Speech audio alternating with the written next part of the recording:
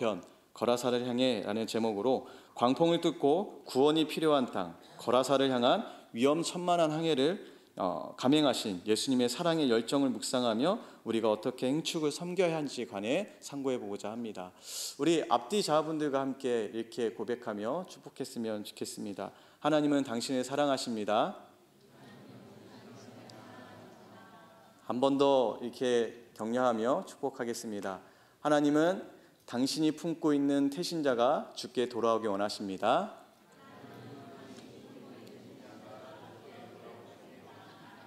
아멘. 목숨 걸고 호수 건너편 거라사를 향해 가신 예수님의 사랑을 묵상하며 설교를 준비하던 중에 기억 속 희미하게 떠오른 한 사람이 있었습니다. 그는 바로 23년 전 2001년 1월 26일 일본 시노쿠보역에서 선로에 추락한 취객을 구하려다가 안타깝게 사망한 도쿄인 이수연 씨입니다. 아르바이트를 마치고 귀가하던 이수연 씨는 취객이 추락한 것을 보자 다음 열차가 접근하고 있는 것을 보았음에도 불구하고 그는 망설임 없이 선로 위로 뛰어들었습니다. 하지만 열차는 너무 빨랐고 그는 결국 열차에 치여 그 자리에서 사망했습니다. 아마 다들 기억하실 것 같습니다. 당시 기관사 등 여러 목격자의 증언을 토대로 사건을 재구성해 보면 이 이수연 씨가 죽음을 피할 수 있는 시간은 대략 7초 정도였습니다. 기관사는 70여 미터를 앞에 두고 이 선로 위에 있었던 이 위험천만한 사람들을 발견했고 긴급 제동을 시도했지만 참극을 막기에는 이미 늦은 상황이었습니다. 이수연 씨는 마음만 먹으면 2, 3초 안에 본인만이라도 선로 밖으로 피할 수 있었습니다. 하지만 그는 끝까지 사고자를 구하는 일을 포기하지 않고 기관사에게 위험을 알리기 위해 피하지 않다가 결국 26세 젊은 한국인 청년은 그 자리에서 짧은 생을 마감하게 됩니다. 위급한 한 사람의 생명이 무엇보다 중요하다는 것을 알지만 설사 그거를 머리로 안다고 해서 육박해오는 이 전철을 앞에 두고 두려움에 맞서 몸소 실천할 수 있는 사람은 그리 많지 않습니다. 생명은 구하는 일이 지극히 당연한 일이지만 결코 자기 생명보다 중요한 것은 없기 때문에 인간이라면 그 짧은 2, 3초의 순간에 원초적인 자기 보호 본능에 충실하여 선로를 벗어날 수 있었을 것입니다. 그러나 이수연 씨는 그 인간의 가장 원초적인 본능마저 억누르고 아는 것을 온몸으로 목숨으로 실천했습니다. 그는 시인이자 철학자였던 카릴 지브란의 절반의 생이라는 시에 나오는 절반만 사랑하는 흔하디 한한 그런 사람이 아니라 온몸을 던져 삶 전체로서 사랑할 줄 아는 참 사람이었습니다.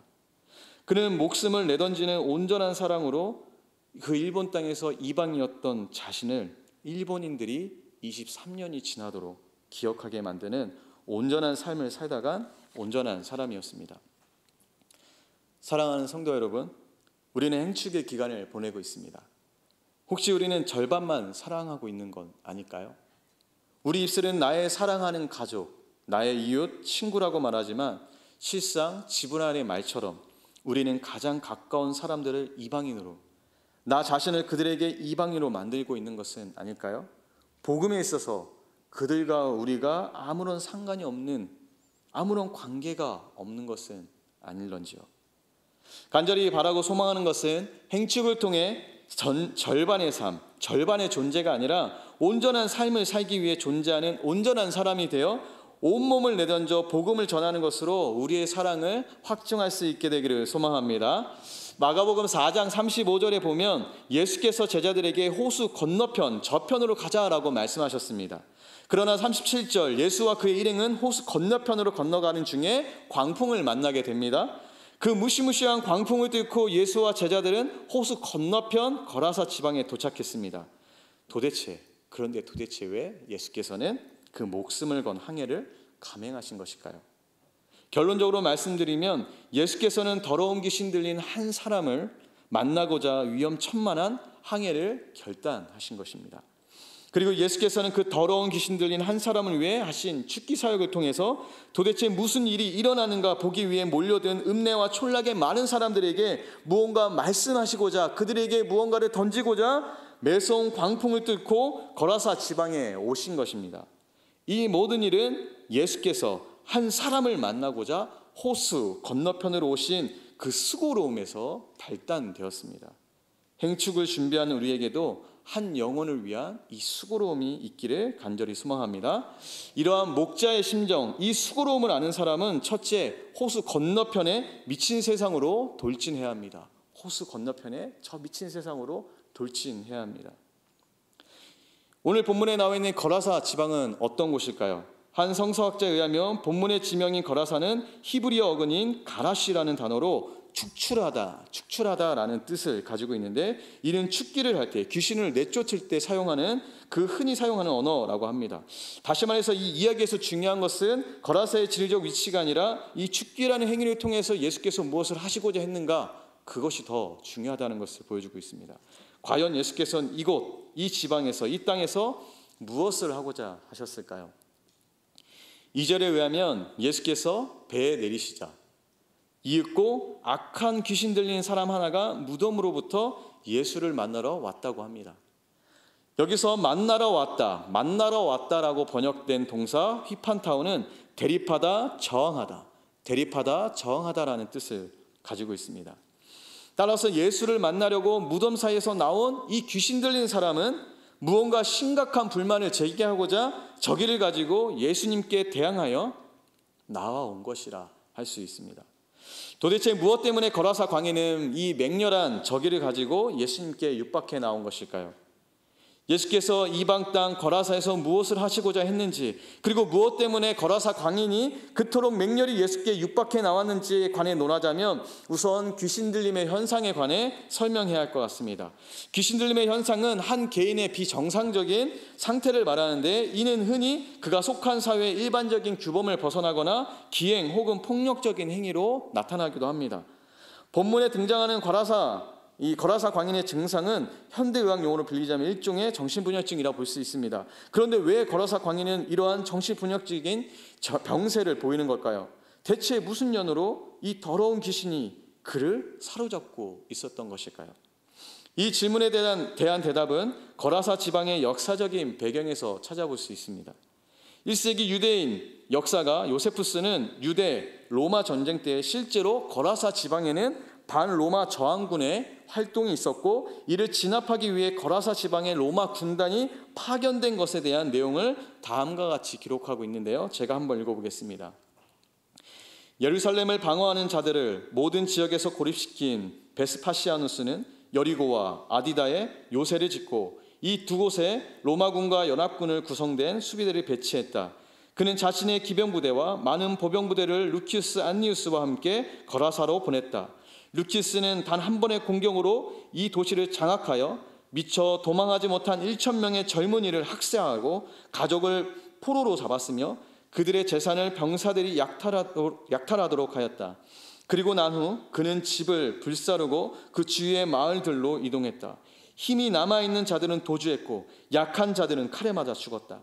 그리고 그들이 남겨두었던 모든 것을 불태웠다. 이제 전쟁은 산악 전체와 평화로 확대되었고 예루살렘 주민 모두가 탈출로가 막혔다라고 기록하고 있습니다. 요세푸스가 전하고 있는 바와 같이 예루살렘을 완전히 장악하기 위해 테러를 막고 또한 후방의 위험 요소, 즉 거라사 지역의 무장 봉기를 제압하기 위해서 베스파시아누스는 보병부대와 함께 안니우스를 보냈습니다. 안니우스는 거라사 지방을 단 한 번의 공격으로 무력화하고 장악했습니다. 그리고 수많은 사람들을 학살합니다. 포로로 삼습니다. 온 도시는 화염에 휩싸이게 됩니다. 그야말로 거라사 지방은 아비규환의 생지옥이 되고 맙니다. 그리고 베스파시아누스는 이곳의 군대 곧 레기온을 주둔시켰습니다.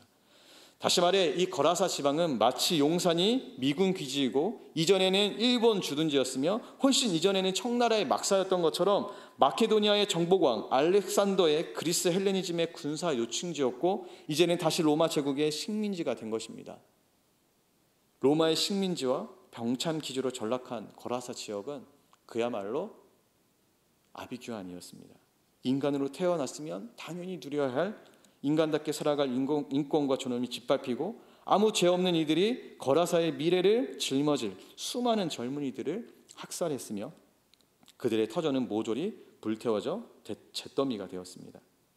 게다가 이들은 로마 제국의 식민 통치하에 온갖 억압과 착취, 차별의 고통을 받는 억울한 식민지 2등 식민이 되었습니다. 거라사 광인은 그러한 시대적 배경에서 이해가 되어야 됩니다. 거라사 광인은 한 개인이지만 인간으로서 인간답게 살아가지 못하고 자기 의지대로 자유롭게 살지 못하는 비인간에 대한 존재의 사회적 상징이라고 할 수 있습니다. 성서학자 크로산의 주장처럼 거라사 광인은 단순히 한 개인의 몸이 아닙니다.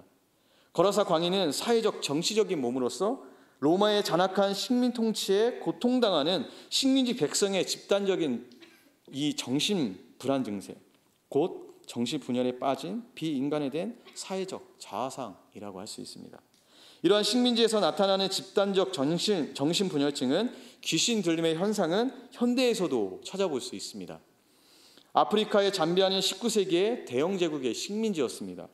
잠비아의 룬다 루발레 부족들에게는 마함바라는 전통적인 정신병이 있었고 현대에는 빈델레라는 특수한 정신병도 생겨났다고 합니다. 근데 이 빈델레는 이들의 언어로 무슨 뜻이냐면 유럽인이라는 뜻입니다. 이들이 가진 정신병의 이름이 유럽인이라는 것이죠. 이는 식민지 지배를 받았던 잠비아의 고통을 단면적으로 보여주는 질병이라 할 수 있습니다.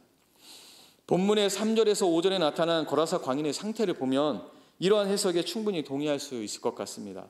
무덤이라는 이 상징, 메타포 자체는 고통과 죽음을 상징합니다. 고통과 죽음의 상황에 놓인 거라사 광인이 밤낮 없이 무덤과 산을 돌아다니면서 소리를 지르고 돌로 제 몸을 찢곤 했는데 이 자학적인 회개한 모습을 통해 알 수 있듯이 식민지 거라사 지방은 로마 제국의 막강한 군사력과 폭력 앞에 절규하고 절망하고 있었던 것입니다. 사랑하는 성도 여러분, 우리가 마주한 세상, 이 거라사 지방은 복음이 아닌 돈과 힘을 의지하고 하나님이 아닌 우상을 애욕하며 하나님의 법을 즐거워하지 않고 말씀에 악의적으로 반역하며 스스로 고립되어 이방이 되어가고 자기 몸을 괴롭게 하며 파멸해가는 미친 세상과도 같습니다. 예수께서는 광풍을 뚫고 광인들의 이 미친 세상의 한복판으로 돌진하셨습니다. 이는 예수께서 절반만 사랑한 것이 아니라 온 몸을 던져 온전히 사랑했기 때문에 가능했던 일입니다. 행축을 통해서 우리는 예수님의 사랑과 열정을 배우기 원합니다. 하나님을 대적하여 높아진 이 세상을 치유하기 위해 필요한 것은 바로 복음의 열정인 것입니다. 다시 한번 지브란의 시를 인용하면 이렇습니다. 절반의 물은 목마름을 해결하지 못하고 절반의 식사는 배고픔을 충족시키지 못한다. 절반만 간 길은 어디에도 이르지 못하며 절반의 생각은 어떤 결과도 만들지 못한다. 혹시나 우리가 하나님을, 이웃을 절반만 사랑하고 있는 것은 아닙니까? 온전한 복음, 온전한 사랑 없이는 우리는 결코 하나님 나라를 이룰 수가 없습니다. 그러면 교회가 제정신이 아닌 이 세상을 구원하기 위해 가져야 할 신앙적 태도는 무엇일까요?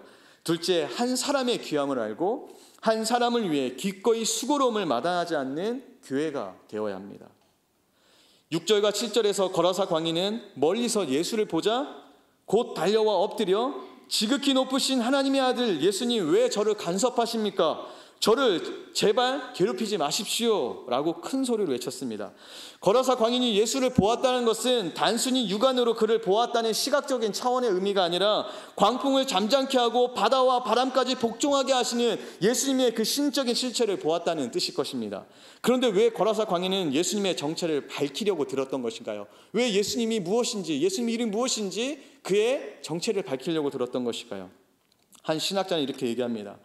귀신이 예수의 정체를 밝히는 것은 예수의 힘을 꺾어보자는 심산이었고 귀신은 언제나 축기자의 힘을 꺾기 위해 그의 이름을 알아내거나 그의 신분과 정체를 먼저 밝혀내기 때문이라고 말합니다. 우리 본문의 8절과 9절을 함께 읽어보겠습니다. 이는 예수께서 이미 그에게 이르시기를 더러운 귀신아 그 사람에게서 나오라 하셨습니다.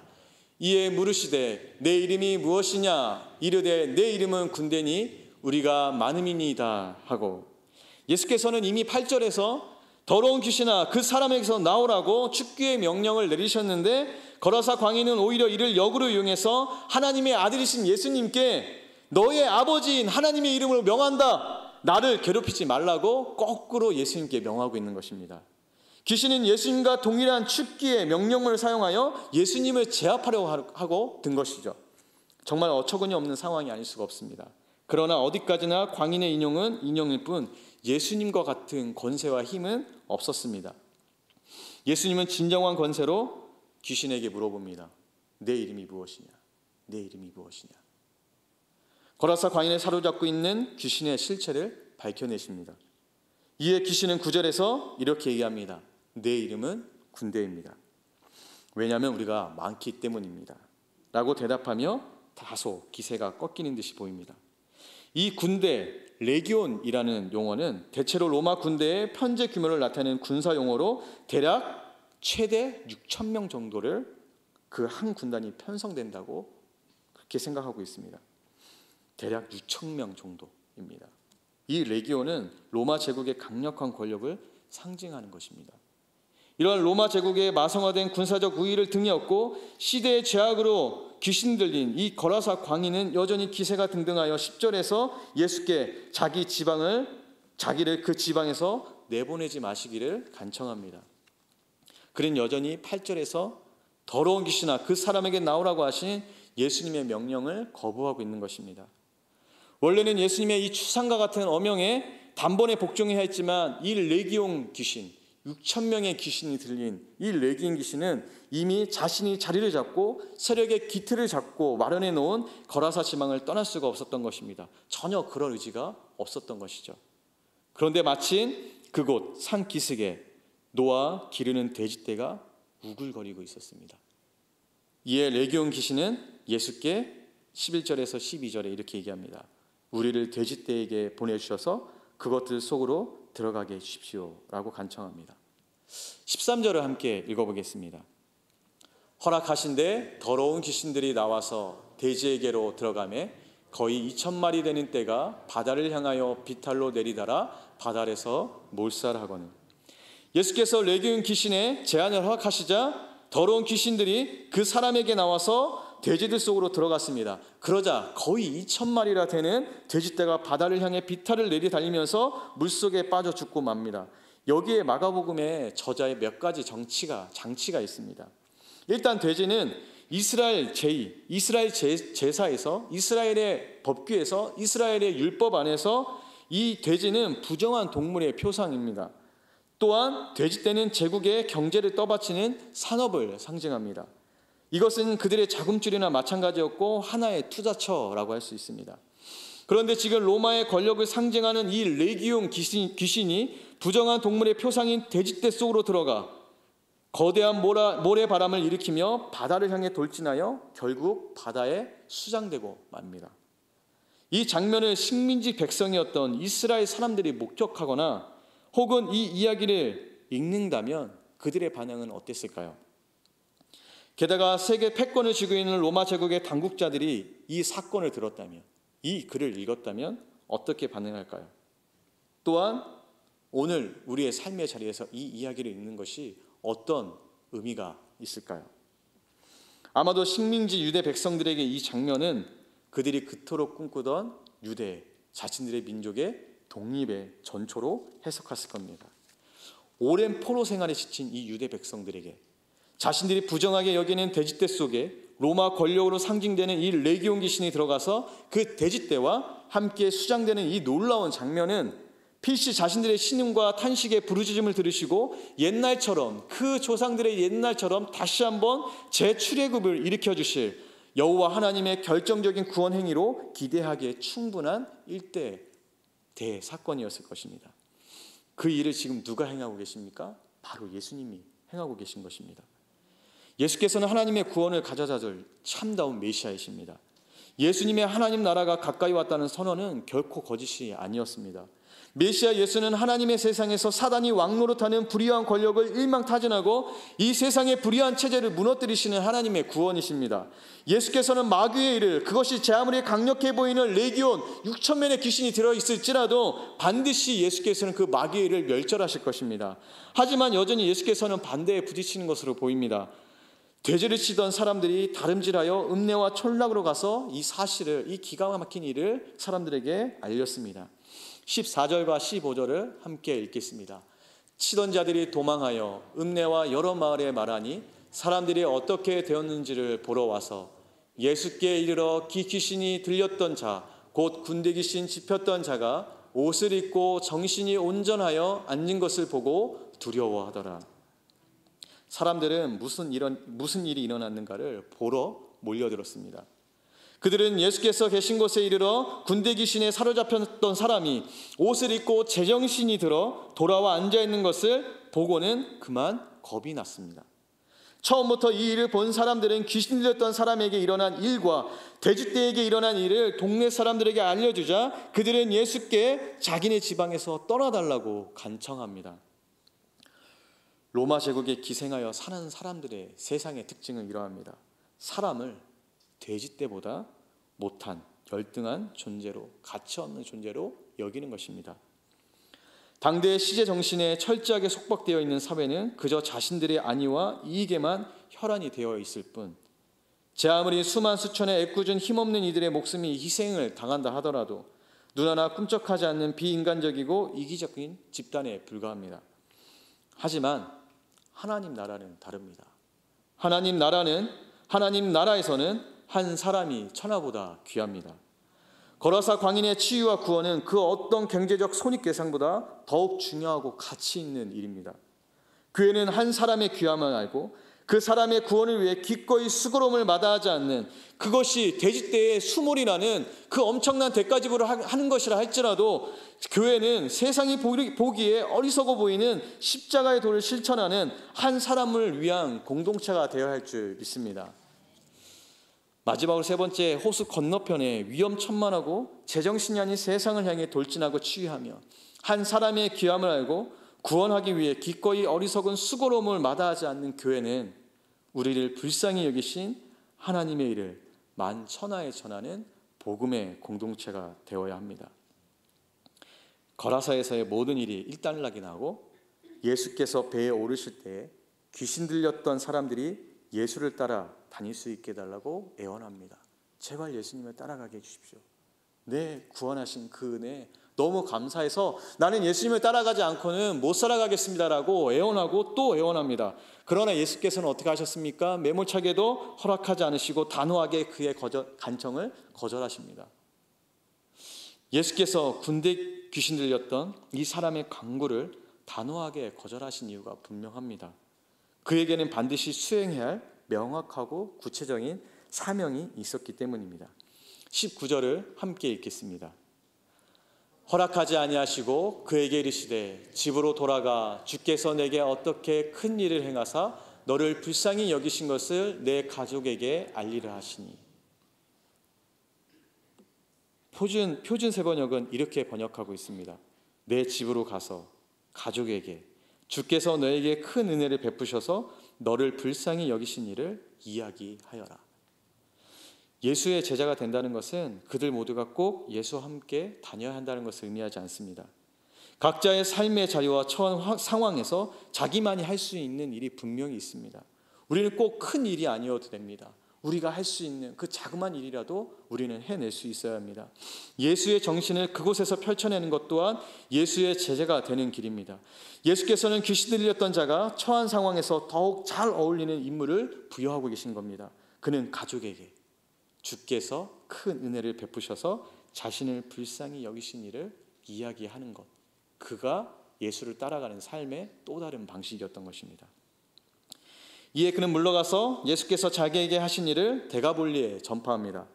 여기에서 가족은 가족 이상의 친구까지 포함하는 넓은 범위를 가리키는 것으로 20절 하반절에서 보듯이 거라사를 넘어 데가볼리 전역을 의미하는 것으로 보입니다. 예수께서 거라사 광인에 치유하신 사건은 하나님께서 거라사 지역과 데가볼리를 넘어서 인류 전체를 불쌍히 여기신다는 것을 만천하게 보여주는 실제 사건이었습니다. 왜냐하면 이 사건 자체가 로마 제국과 대결한 예수의 메시아적 면모를 보여주기 때문입니다. 본문을 통해 살펴보듯이 이 세상의 변화와 변혁을 추동하는 힘은 로마 제국의 이 레기온적인 힘이 아니라 사람을 귀하게 여길 줄 아는 예수님의 심정, 목자의 심정, 그것이 이 세상을 참답게 구원하고 변화시키는 줄 믿습니다. 이제 거라사 지역에서 예수께서 설파하시고 행하신 큰 일이 데가볼리 전역에 전파됩니다. 그리고 이 소식을 듣는 사람마다 모두 어떻다고 얘기하고 있습니까? 놀랐다고 기록하고 그 기록과 함께 이 이야기는 끝이 납니다. 이러한 반응은 14절과 17절에서 예수께 자기네 지역을 떠나달라고 겁박하던 이들의 반응과 판이하게 다릅니다. 한쪽은 예수의 사역을 끝까지 거부했고 다른 한쪽은 하나님 나라의 생명파장운동에 적극적으로 가담하였습니다. 서로 전혀 다른 반응은 선명하게 대조되고 있습니다. 마가가 들려주는 이 이야기는 당시의 독자에게뿐만 아니라 우리에게 동일한 선택을 요구하고 있습니다. 자멸하는 이 미친 세상에서 살 것이냐, 아니면 사랑으로 살아가는 하나님의 세상에서 살 것이냐, 이것을 우리에게 선택하라고 요구하고 있습니다. 사랑하는 성도 여러분, 여러분의 선택은 무엇입니까? 사랑의 길, 생명의 길, 예수의 길로 가시는 베들레헴 교회 모든 성도 여러분 되시기를 축복합니다. 예수께서는 광풍을 뚫고 호수 건너편에 비인간에 된 이 미친 세상을 주저없이 돌진하셨습니다. 하나님의 일을 악의적으로 반역하는 이 거라사로 적진 한가운데로 돌진하셨습니다. 한 사람이 구원받고 치유받는 일보다 자신들의 경제체제를 떠받치는 투자처인 돼지떼가 죽는 것을 더 슬퍼하고 염려하는 이 미친 세상을 향해 온몸을 내던지고 육박하여 충돌하셨습니다. 기꺼이 온몸으로 부딪혀내셨습니다. 절반의 사랑으로 결코 아무것도 이뤄낼 수 없습니다. 온통 미쳐 돌아가는 이 세상을 멈추고자 하나님 나라를 이 땅 가운데 이루고자 죽을 줄 알고도 이 거대한 톱니바퀴에 자신의 온몸을 밀어넣어 그것에 자신의 온몸을 밀어넣어 찢겨지고 갈기갈기 찢겨지는 그 온전한 사랑만이 사람을 구원하고 이 세상을 변화시키고 치유하는 줄 믿습니다. 행축을 위해 기도하고 준비하는 이 기간을 통해서 우리가 마주한 세상과 또한 그 사람들이 비록 예수의 메시아 사역을 노골적으로 거부하는 거라사 거민들과 같을지라도 자신을 구원하여 주신 그 거저받은 그 크신 은혜에 응답하여 살아가고자 결단하며 예수님을 따르고자 했으나 그렇지 못하고 결국 거라사 지역을 넘어 데가볼리 전역에 자신을 불쌍히 여기신 하나님의 은혜와 그 복음을 예수님처럼 저 거친 저항의 광풍을 뚫고 나아간 거라사 광인과 같이 그 복음을 즐거이 전하는 저와 여러분이 되기를 간절히 소망합니다. 이 시간 우리 함께 찬양하겠습니다. 주님의 시선, 주님의 마음이라는 찬양입니다.